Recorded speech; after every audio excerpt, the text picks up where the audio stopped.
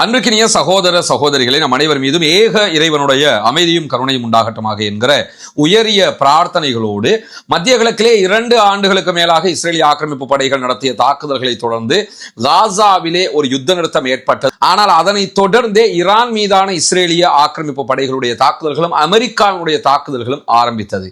அதுதான் அமெரிக்க அதிபர் டொனால்ட் ட்ரம்புக்கும் அதே போன்று இஸ்ரேலிய பிரதமர் பெஞ்சமின் நெத்தன்யாகுவுக்கும் தலையிடியாக மாறிய மாபெரும் யுத்தமாகவும் இன்றைக்கு பேசப்படுகிறது. காரணம் என்னன்னு கேட்டா, அமெரிக்கா இதுவரைக்கும் எந்த நாடுகள்ல எல்லாம் யுத்தம் பண்ணாங்களோ அந்த நாடுகள்ல எல்லாம் ஜெயிச்ச வரலாறுகளை நம்ம பார்த்திருக்கலாம். உதாரணமாக ஈராக்ல, ஆப்கானிஸ்தான்ல பிற்பட்ட நாட்கள்ல அவங்க தோற்று வெளியேறினாலும் ஆரம்பத்துல 20 ஆண்டுகள் ஆப்கானிஸ்தான் அவங்க கையில வச்சுக்கிட்டு இருந்தாங்க. கடைசி நேரத்துல தான் விட்டுட்டு போனாங்க. ஆனால் வியட்நாம் வார்ல அவங்க ஜெயிச்சாங்கிற வரலாறை நம்ம தொடர்ந்து கேட்டுக்கிட்டு இருக்கிறோம். எப்படி ஜெயிச்சாங்கிறது நம்ம யாருக்குமே தெரியாது. இன்கேஸ் கடந்த காலங்களை போன்று இப்பொழுதும் இந்த சோசியல் மீடியா பிளாட்ஃபார்ம் இல்லைன்னு சொன்னா இந்த யுத்தத்திலையும் இப்ப அமெரிக்க அதிபர் டொனால்ட் ட்ரம்ப் சொல்ற மாதிரி நாங்க தான் ஜெயிச்சோம்னு அமெரிக்கா சொல்லி இருப்பதற்கான வாய்ப்பு இருக்கிறது. ஆனால் சோசியல் மீடியாவினுடைய வியாபித்தல் காரணமாக உண்மை எது என்பது உலகத்திற்கே தெரிந்துவிட்டது.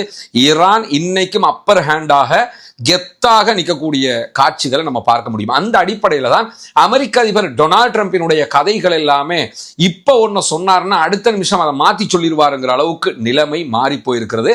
அவருடைய எந்த ஒரு ஸ்டேட்மெண்ட்டையுமே யாரும் உறுதியாக எக்ஸ்பெக்ட் பண்ண முடியாது என்கிற ஒரு நிலையை நம்ம தொடர்ந்து அவதானிக்க முடியும். அந்த அடிப்படையில தான் அமெரிக்க அதிபர் டொனால்ட் ட்ரம்பை உலக தலைவர்களும் அவதானிக்கிறார்கள். ஒரு 2 மாசத்துக்கு முன்னாடி பிரான்சினுடைய அதிபர் இம்மானுவேல் மெக்ரான் மிக தெளிவாக ஒரு செய்தியை சொன்னாரு டொனால்ட் ட்ரம்புக்கு, தயவு செஞ்சு கொஞ்சமா பேசுங்க, நிறைய பேசாதீங்க, கொஞ்சமா பேசிட்டு அதையும் யோசிச்சு பேசுங்க, நீங்க பேசுறதெல்லாம் மாத்தி மாத்தி பேசுறீங்க அப்படின்னு சொல்லி இம்மானுவேல் மெக்ரான் ஒரு கிண்டல் கேலியான வார்த்தையை சொல்லி இருந்தாரு.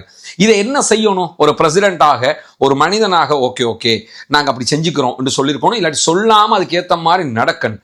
ஆனா இதே கேள்வியை ஃபாக்ஸ் நியூஸ் ஏஜென்சி 2 வாரத்துக்கு முன்பதாக 3 வாரங்களுக்கு முன்பதாக ஒரு பேட்டியில அமெரிக்க அதிபர் டொனால்ட் ட்ரம்ப் கேட்கும் போது அதற்கு அவர் என்ன சொன்னார்னா, எஸ், நான் இப்போ உங்க டிவி அலுவலகத்துல இருந்து பேட்டி தந்துகிட்டு இருக்கிறேன். இங்க இருந்து நான் ஓவல் அலுவலகத்துக்கு போறதுக்கு, அமெரிக்காவுடைய ஒயிட் ஹவுஸுக்கு போறதுக்கு 20 நிமிஷம் பிடிக்கும். இங்க சொல்லுகிற விஷயத்தை அங்க போய் நான் மாத்திருவேண்டாப்ல.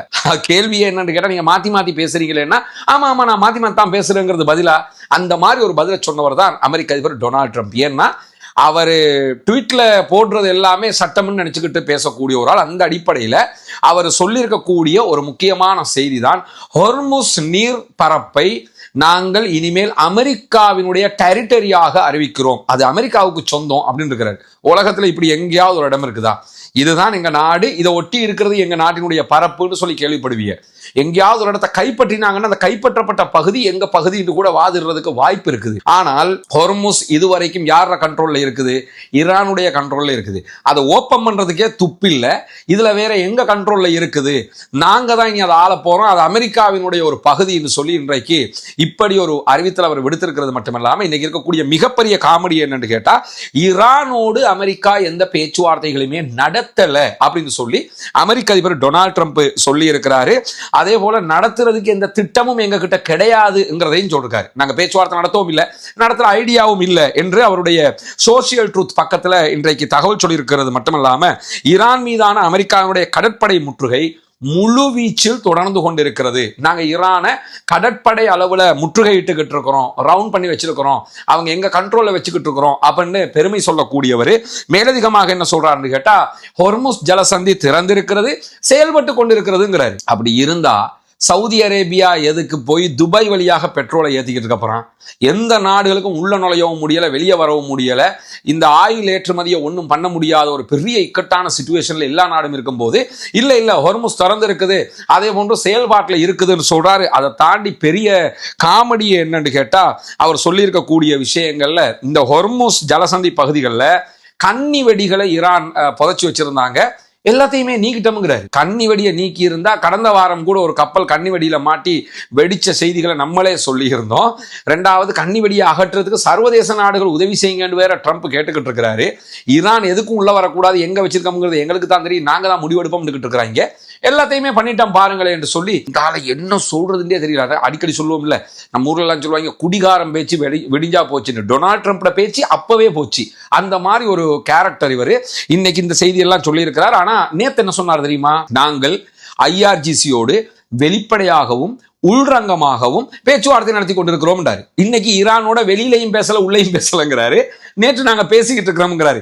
அப்ப நேற்று சொன்னது அது நேற்று, இன்னைக்கு சொன்னது இன்னைக்குங்கிற விதமாக அவருடைய கருத்துக்கள் இன்றைக்கு அமைந்திருக்கக்கூடிய நேரத்தில் ஈரானுடைய ஃபாரின் மினிஸ்டர் அப்பாஸ் அராக்சி மிக தெளிவான ஒரு செய்தியை வெளியிட்டிருக்கிறார். அது என்னன்னு சொல்லி சொன்னா, அமெரிக்கா எங்களிடம் எங்கள் நிபந்தனைப்படியே பேச்சுவார்த்தை நடத்துவதற்கு கெஞ்சி கொண்டிருக்கிறது. இதுதான் உண்மை. அமெரிக்காட இந்த கெஞ்சல் தான் உண்மையை தவிர ஈரான் எங்கேயும் போய் அவங்களோட எங்களை சேர்த்துக்கிறங்க, எங்களை மன்னிச்சுக்கிறங்கிற இடத்துக்கு போகல. இன்றைக்கு அப்பாஸ் அராக்சி சொல்லும் போது, யுத்தத்தில் அமெரிக்காவின் நோக்கம் ஈரானை சரணடைய செய்வதாக இருந்தது. ஆனா நாங்க சரண்டர் ஆகல, நாங்க திருப்பி நின்றுட்டோம், எதிர்த்து தாக்கிட்டோம், வெற்றி அடைஞ்சிட்டோம். இந்த நிலையில நாங்கள் சரணடைய மாட்டோம் என்று அன்றைக்கே சொல்லி கொண்டிருந்தோம். இதை அமெரிக்கா புரிந்து கொள்ளவில்லை. எங்களை ஜெயிச்சிடலாம் என்று வந்தாங்க, ஆனா தோத்துட்டாங்க. எங்களுடைய நிபந்தனைப்படி எங்களோடு பேச்சுவார்த்தை நடத்துவதற்கு அமெரிக்கா இப்போது கெஞ்சி கொண்டிருக்கிறது. நீங்க சொல்றதெல்லாம் கேட்கிறோம், வாங்கடான்னு சொல்லி கூப்பிட்டுக்கிட்டு இருக்கிறாங்க அப்படின்னு சொல்லக்கூடிய ஈரானுடைய ஃபாரின் மினிஸ்டர் அப்பாஸ் அராக்சி அமெரிக்காவோடு கையெழுத்திடப்பட்டிருக்கிற புரிந்துணர்வு ஒப்பந்தத்துல எங்களுக்கு சாதகமாக 13 நிபந்தனைகள் இருக்கிறது, அமெரிக்காவுக்கு சாதகமாக ஒன்றே ஒன்றுதான் இருக்கிறது அப்படிங்கிறாரு. எல்லாமே எங்களுக்கு சப்போர்ட்டிவா தான் இருக்குது, அவங்களுக்கு சப்போர்ட்டிவா ஒண்ணுதான் இருக்குது. ஆனா இத அப்ளை பண்றதுக்கு, நடைமுறைப்படுத்துறத தடுக்கிறதுக்காகத்தான் இஸ்ரேல் முழுவதுமாக செயல்படுது. ஏன்னா அதை அப்ளை பண்ணிட்டா இஸ்ரேலுக்கு தான் மிகப்பெரிய பின்னடைவுங்கிறதுனால அதை தடுக்கிறதுக்காக அவங்க முழுவதுமாக செயல்பட்டு கொண்டிருக்கிறார்கள். நாங்கள் யுத்தத்தில் ஜெயிச்சிருக்கிறோம், ராஜதந்திரத்திலும் ஜெயிச்சிருக்கிறோம். எங்களுடைய நிபந்தனைகளை ஏற்றுக்கொண்டால் அடுத்த கட்டம் நகருவோம். 14 நிபந்தனைகளும் எங்களுக்குரியதா இருக்கணும்ங்கிறதுல ஈரான் மிக தெளிவாக இருக்கக்கூடிய சூழல்ல தான் இன்றைக்கு அமெரிக்க அதிபர் டொனால்டு ட்ரம்ப் ஏற்கனவே நம்ம சொன்ன மாதிரி ஹொர்முஸ் ஜலசந்திங்கிறது அமெரிக்காவுடைய டெரிட்டரி, அமெரிக்காவுக்கு சொந்தமான பகுதி என்று சொல்லி ஒரு அறிவிப்பை விடுத்திருக்கிறாரு. இந்த அறிவிப்பை தொடர்ந்து இவருக்கு ஈரான் இன்றைக்கு பதில் சொல்லி இருக்கிறது. அமெரிக்க அதிபர் டொனால்டு ட்ரம்பினுடைய இந்த அமெரிக்க பிரதேசம் பற்றிய ஹொர்முஸை அமெரிக்காவுடைய பகுதியாக அறிவித்த இந்த ஸ்டேட்மெண்ட்டுக்கு ஈரானுடைய சட்ட மற்றும் சர்வதேச விவகாரங்களுக்கான துணை வெளியுறவு அமைச்சராக செயல்படக்கூடிய காசிம் காரிபாதி இன்றைக்கு பதிலளித்திருக்கிறார். அந்த பதில் அவர் என்ன சொல்றாருன்னு கேட்டா, இந்த ஹொர்முஸ் தொடர்பான ட்ரம்பினுடைய இந்த நோய் விரைவில் சரி செய்யப்படும். நம்ம சொல்லுவோம்ல, லைட்டா மென்டலா இருக்காப்ல, அதை நாங்க கரெக்ட் பண்ணிடுவோம்னு, அந்த மாதிரி சொல்லியிருக்கிறாங்க. ட்ரம்ப்புக்கு கொஞ்சம் ஏதோ நடந்திருக்குது, அது சீக்கிரமா இந்த நோய் சரியாயிரும் அப்படின்னு இருக்கிறாரு. ஏன்னா ட்ரம்ப் எப்படிப்பட்டவருங்கிறது அவங்களுக்கு தெரியும். அதனால சொல்லியிருக்கிறாங்க, உலகத்துல ஜெயிச்ச இடத்த அறிவிச்சாலும் பரவாயில்ல, ஜெயிக்கவே முடியாதுன்னு நினைச்ச இடத்த எங்க பகுதி என்னன்னா, அந்த சிலாக்கள் இருப்பாங்க, ஃபேஸ்புக்ல போட்டுட்டாலே எல்லாம் சரின்னு நினைப்பாங்க. அந்த மென்டாலிட்டியில் இருக்கக்கூடிய ஒரு ஆள் தான் டொனால்டு ட்ரம்ப். அதனாலதான் சொல்லியிருக்கிறார். அதற்கு இன்றைக்கு பதிலடியை கொடுத்திருக்கிறது ஈரான் என்கிற நிலையில. இன்றைக்கு 2 மாதங்களுக்கு பிறகு மீண்டும் யுஏஇ ஏவுகணை எச்சரிக்கைகளை விடுத்திருக்கிறது. யுஏஇ மேல ஏவுகணை தாக்குதல்கள் நடத்தப்படலாம் என்கிற அறிவிப்பு யுஏஇல இருக்கக்கூடிய துபாய், அஜ்மான் உள்ளிட்ட அந்த 7 பகுதிகளிலும் இருக்கக்கூடிய மக்களுடைய செல்போன்களுக்கு செய்தி அனுப்பப்பட்டிருக்கிறது என்கிற செய்திகளை அல் ஜசீரா இன்றைக்கு வெளியிட்டிருக்கிறது. காரணம் என்னவாக இருக்கும், யாரை அட்டாக் பண்ண போறான்னு பார்த்தா, இப்ப அட்டாக் பண்றதாக இருந்தால் சில நேரங்களில் ஹவுதீஸ் அட்டாக் பண்ண வாய்ப்பு இருக்கிறது. ஆனா ஹவுதீஸ் அட்டாக் பண்றாங்களாங்கிறது வெளிப்படையா தெரியல. இல்லை என்றால் கண்டிப்பாக ஈரான் தான் அடிக்கணும். அடிக்கிறதாக இருந்தா ஈரான் ஏன் அடிப்பான், ஏன் அடிக்கணும் அப்படின்னு சொல்லி பார்த்தீங்கன்னு சொல்லி சொன்னால், இன்றைக்கு மீண்டும் அமெரிக்க அதிபர் டொனால்டு ட்ரம்ப்பும் யுஏஇனுடைய பிரசிடென்ட்டும் தொலைபேசியில பேசி இருக்கிறாங்க. முழு சப்போர்ட்டை நாங்கள் உங்களுக்கு தருவோம் என்று சொல்லியிருக்கிறார் யுஏஇனுடைய அதிபர்.